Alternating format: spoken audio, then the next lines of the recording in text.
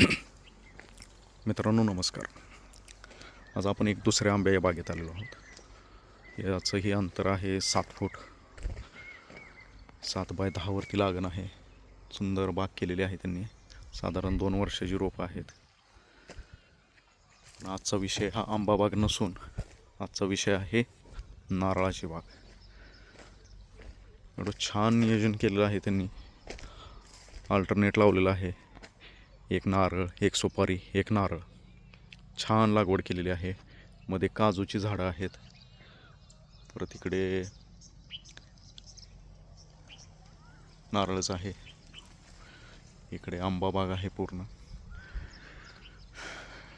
छान बाग लावलेली आहे. तर सांगायचा हेतू हा आहे की नुसतं आंब्याच्या मागे न लागता एखाद्या नर्सरीत जाऊन भेट देऊन या. तो वर्षाकाठी किती हजार झाडं विकतो. मी जिथून रोपं घेतलेली तो वर्षाकाठी 50,000 ते 60,000 झाडं विकतो. मग भेड चालू करण्यात मजा नाही आहे. सगळ्यांनीच आंबा की आंबाच केला पाहिजे असं काही नाही आहे. काही जण नारळ करा. नारळ एक 20 रुपयाला जातो होलसेलमध्ये. एक झाड साधारण 150 ते 200 रोप देतं. त्यामध्ये अभ्यास करा कोणता आहे काय नाही. खूप करण्यासारखं आहे.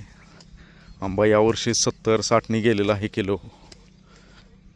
अजून थोडं जास्त मागणी म्हणजे पुरवठा व्हायला लागला की अजून थोडी मागणी घसरेल.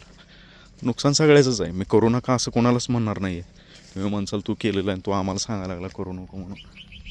काहीतरी वेगळं. एवढं छान वाटलं ना आज हे बघून. लक्षात घ्या, ह्या प्लॉटमध्ये नाही पैसे निघाले तर नारळामध्ये पैसे निघतील. नारळामध्ये नाही निघाले आंब्यामध्ये पैसे निघतील. पैसे 100% निघतील.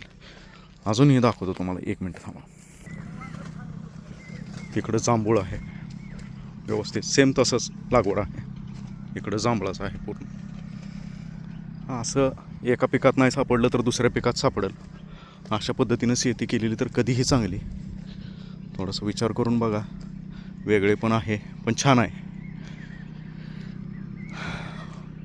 लाईक करा, सबस्क्राईब करा, शेअर करा. आपला विषय व्यवस्थित असतो, छोटाच असतो, जास्त लांबण नसते. त्यामुळे थोडी सहकार्याची अपेक्षा आहे. धन्यवाद.